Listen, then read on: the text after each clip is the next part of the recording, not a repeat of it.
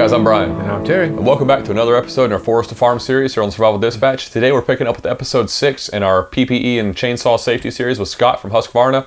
Today we're going to be talking about proper starting, safe starting of a saw and basic operation. And, you know, it's really a very important thing people overlook a lot. Oh yeah, and I haven't run near as much chainsaw as Brian has, but I think you learned a lot here.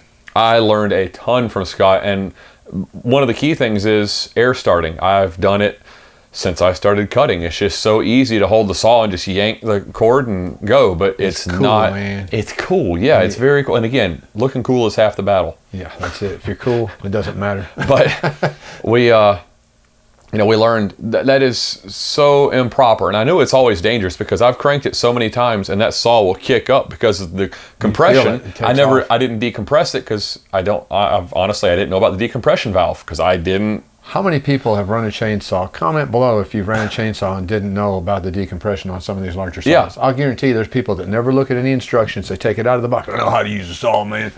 And go. That's it. You know? Never knew about a decompression valve. So I had to yank harder on that cord to get it to start. Therefore, when air starting, that front end kicked away. I've had them kick almost up to my head because there was so much pressure on that valve when I went to crank it. Right, and you'll learn about that from Scott. Yeah, so let's get into the video with Scott. Hope you guys enjoy. There's a ton of great info to learn here. Really some good stuff. He's extremely detailed and just does a phenomenal job. Definitely. Hope you guys enjoy.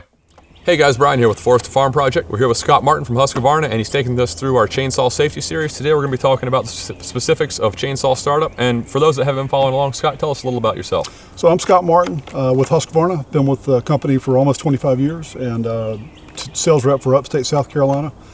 Just happy to be here today. We really appreciate it. Let's learn about starting a saw properly. Sure. So before we just go into starting the saw, a couple of preliminary things. Number one, make sure that you're using your PPE, right? Your personal protective equipment, be it chaps, be it helmet systems, ear muffs, any and all of the protective items that we've talked about in previous segments here. Make sure you're utilizing all that. Outside of that, you want to inspect the saw and make sure the saw is in good working order. Make sure there's no broken or missing pieces. In the previous segment, we talked about having the chain catcher in place, or a chain brake mechanism that is fully functional and working in proper order. Yeah. Outside of that, making sure the saw is worthy of you getting behind it and going out there and doing the job, right? So once you've determined that, a couple of procedural things that you'll normally do is chain brake needs to be engaged. Right, so chain brake is engaged, that way the chain's not moving. Should the saw start on the first pull, you want to make sure that chain brake is engaged, because if not, it's usually going to run at a higher RPMs right off the bat, and then you could get chain rotation out of that, and that's not a safe environment. Yeah. So making sure the chain brake is engaged. The other thing is that the saw has it. This particular saw here, 72cc saw, has a decompression valve right here. So if you push that decompression valve in, what it does is it allows enough of the pressure inside the cylinder to escape, so when you go to start it, it's much easier to start. Okay. By about 40% as far as what it allows to get out. So much easier to start, and on the starting mechanism and on your shoulder. Yeah. Right. Another thing is the air purge. If the saw has an air purge like this, you can hit this air purge to the point where the bulb fills up with fuel. This is not to be confused with a primer bulb, because it really serves two different functions. An air purge, basically what that does is it gets fresh air from the tank into the carburetor, and it gets the air out of the lines. Any excess fuel goes back into the tank, so there's really no opportunity to flood a saw with this type of mechanism. So you do have a way for all that excess fuel to go back into the tank. Yeah. A primer system basically floods the carburetor with fuel, so you can prime something and then you flood the carburetor very easily. All of our pro saws and all the saws that we offer, they're all air purge, so it does make it easy to start. Okay, cool. So you've got this engaged, you've got your decompression valve engaged here. You have now filled up the air purge with fuel, so that way you know that you've got fresh fuel in the system and the lines in the carburetor. And at that point, what you'll see is the on-off switch and choke mechanism. So on this particular saw, a lot of different saws out there. A lot of our saws work exactly the way that I'm going to show you here. But essentially, if you pull the on-off switch up to that position there, you pull it out and you rotate it up. Now the saw is turned on, the fast idle is set, and the choke is set. So in a cold start position, saw's not been ran before, you would want to choke this, right? And then once I go to pull it, the saw's going to pop one time, then it's going to die. When it dies, then take the choke off into the run position, and then you're going to start the saw again, doing the same, making sure the same things are engaged, decompression valve and chain brake and whatnot. But at that point, you would leave the saw in the run position. You're not on choke because you've already popped once. Yeah. So now you're in the run position. So you go to start it. Saw's going to crank up and it's going to run at a high RPMs until you hit the throttle one time. It releases the fast idle, and now the saw's ready to go. Okay. And so, if you want, I can we can show the two proper mechanisms, methods rather, that we like to talk about when starting a saw. One is a leg lock mechanism or method, excuse me, and the other is a ground start method. So okay. we'll let's go explain through both that. of those. Sure. All right. Okay. So as we talked about earlier, the two methods that we like to employ, one is the leg lock method, the other is the ground start method. So I'll explain both of those. Leg lock method first. As we talked about, make sure that the chain brake is engaged. You've got the decompression valve, if you have one, engaged here. You've got the air purge, so you're ready to go. And choke is on, saw is on. With your left hand wrapped around the corner right here, take the saw, put it on the inside of your left knee. Your right leg goes around the rear handle. Now the saw is totally pinned right here in this area. If I go to pull it, I've got full control of the saw at all points in time. I'll explain.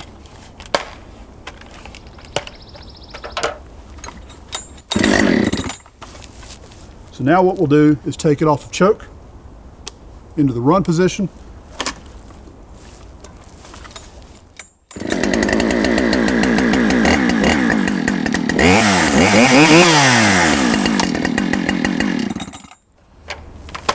As you can see, when I pulled the saw, I had total control of it. Saw didn't jerk out of my hands. I had control the whole time. So that is the method that I like to employ, just because it's very easy, it's very fast, it's very efficient. All right, so the second method we talked about is the ground start method. Basically, the saw's on the ground. I've got my right foot going through the stirrup right here, so I've got control of the back of the saw. My left hand, like always, is going to be wrapped around the front handle here. I've got my thumb wrapped and not in a fashion like this way. You would tend to, especially if you were sweaty, to come off the handle. So I've got to make sure that your thumb is wrapped and chain brake is engaged. All the other things we talked about before, decompression valve is engaged here. Your choke mechanism is on. If the saw is hot, you can choke it, and then you can take it back down to the run position. If the saw is cold, you choke it and leave it on choke. So here's what we'll do. I'm going to start it like this.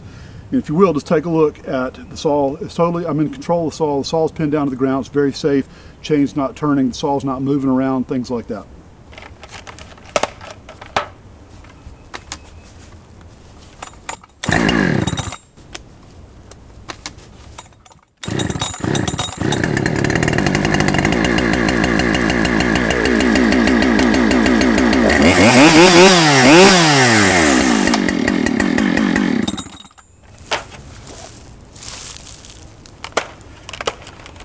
So in both of those examples, the saw was totally in control the whole time, whether it was in the leg lock position or if it was on the ground.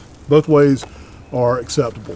What we don't want to do is air start or drop start methods. And I'm sure you've seen this before, when people will hold the saw in their left hand, turn the saw on, which I'm not going to do this, but they would drop the saw like this and pull with their right hand, dropping the saw with their left hand, giving, engaging the starter mechanism. The problem with that is that when that happens, the saw could turn on immediately. And if it does, you've only got one hand on the saw. You're not in control of the saw. There's a lot of this going on because now you've got the compression inside of the cylinder that's causing some of that bucking motion. So air starting is not a good way to do this. Not safe at all. The other way that people talk about doing it is they'll grab the saw by the rear handle here and pull it with their left hand. Well, this is extremely dangerous in the fact that now I've got, in this case, a 24-inch bar. I've got the bar coming right down to the ground. So let's just say that if you're using this method and you have the chain brake off, well, now you've got the chain rotating as soon as it starts. Number one. Number two, look where my trigger finger is. It's right here on top of the trigger. So as soon as that saw starts, it's going to be turning up to full RPMs. Chain brake is not on. Now you've got a really dangerous situation because I've got access to the ground with the tip of the bar, and that could be all kinds of bad in a lot of different ways. So airdrop methods, air start methods, not a good way to do that. So use the leg lock mechanism or leg lock method or the ground start method. Both ways are extremely efficient and very easy and safe. All right, so now that we've covered the starting procedures of the saw, we're actually starting from a leg lock position or ground start position. So we started the saw properly. Next transition there is going to be using the saw in the work environment. One of the things that you want to make sure that you're utilizing, if you're taking more than 2 steps in the work environment, you want to make sure that you're engaging the chain brake. Yeah. And the purpose for that is I've got 1 piece of wood. Now I cut it. Now I've got 2 pieces of wood. And shifting and the weight and wherever else the geography can make one of those pieces kind of roll towards you or whatever. So you want to make sure that when you're using the saw, if I happen to take more than 2 steps, I've got that chain brake engaged. Yeah. Right. Once I get ready to make my cut, my left hand is wrapped. My left thumb is wrapped around the front handle, so I've got access to hold the saw, and I can easily pull that back. And I can do that anywhere because the chain brake is hinged on both sides. I can do that anywhere on the handle. Yeah. So now I've got access to the saw. I disengage the chain brake. I make my cut, and then as soon as I get through, just rotate your wrist forward. It's easy. It's a slight rotation. It's right very on. simple, and it's just it doesn't take any time to do. Yeah. Puts you in a safe environment. Now the saw is stopped. Saw may be running. The chain is stopped. It's locked in. So you make your cut, disengage, make another cut, engage. Yeah. That easy. A couple of other things too is if I'm in the work environment and I've got somebody with me, even if you didn't have somebody with me, to get the saw from one point to the other, the thing that you want to make sure you're doing is have the saw facing backwards, right? What I don't want to do is have the saw this way when I'm going through this environment and you've got all these sticks and debris and whatnot, and I happen to fall on top of it, even if the chain brake is engaged. Yeah. It's a lot of sharp teeth. It's a sharp chain. It's a lot of sharp teeth and a lot of sharp chain right there. I don't want to fall onto it. Yeah. So what I want to make sure is that the saw is facing behind me. Anybody's following behind you at that point, they need to heed that space. They need to give you the space to be able to, if they were to fall, they're not falling on top of the chain. Right. You need a few seconds. Give more than your height and distance between the person with the chainsaw and you. Absolutely. Because if you fall and lunge forward as you fall, you don't want to go face first into that chain. Right. Correct. So, just in the work environment, those are 2 things that are very important. You know, is getting from one point to the other safely and working in the environment also. Also, one thing I do want to stress on is stance. Right. So once you started the saw and you're making a cut, what you don't want to do is stand like this. You've got no way to deflect any of the any result that may happen with what you're cutting. You want to stand in a boxer position, right? Number 1. Number 2, all chainsaws are made for right-handed folks. Yeah. It's made to run in a right-handed application. I shouldn't say it's made for right-handed folks, but it is made to run in a right-handed application. Left hand's forward, right hand is back. This is not the way to run a saw. Saws aren't designed that way because now I've crossed the plane of that bar. Puts me in a bad environment should there be a kickback. Yeah. So I'm here. If you do have a kickback, now it's facing away from me. I'm not going to be in direct line of contact with it. Yeah. So if I happen to be in that box or stance like this, I can absorb a lot of any kind of deflection or whatever that I have to do because of what's going on around me. And the other thing too is that when you're making a cut, there's no need to look right into the kerf of what you're cutting. the saw is going to do the work, right? So what you don't want to do necessarily is sit here and watch this thing go into the curve. Number one, there's no reason for it. Number two, you put yourself in a really dangerous position. Should there be a kickback based on what's on the other end of what you're cutting, could come into contact with the kickback zone right there. And if that happens, you're going to get kickback. And if you're looking at it, now you're putting your face in the line of contact, and that's just not a good environment. So just making sure that you're using some common sense, you know, methods to employ there, you know, as far as the stance, starting, you know, and other things like that. Yeah, and I have to admit, I have done a ton of air starting in my time cutting trees, and hopefully you won't now. I will not do it anymore. Good. Yeah. So if we've helped one person, we've done a good job. There's always something to learn, no matter how much you've done of something. Good. And I've learned a ton right now. I'm very appreciative. Glad to do it. Sorry. Yeah, yo, you're fine, man. Really appreciate you being here and doing this. This is awesome. Hope you guys are learning something as well. And if you are, give us a big thumbs up for a like. Hit that subscribe button below. Hit the bell next to the subscribe button so you get notified when new videos come out. Check us out on Instagram and Facebook. Have a good one, guys. Take care. Saw safely.